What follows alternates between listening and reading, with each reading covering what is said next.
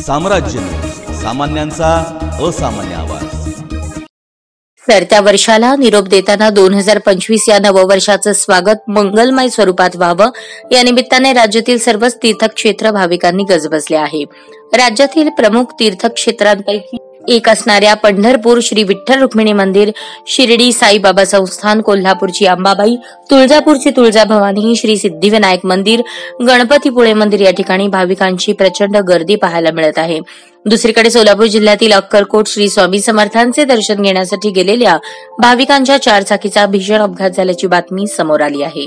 मिळालेल्या माहितीनुसार सोलापूर जिल्ह्यातील अक्कलकोट येथील श्री स्वामी समर्थांचे दर्शन घेऊन गाणगापूरला जात असताना मैंदर्गी जवळ हा भीषण अपघात घडला।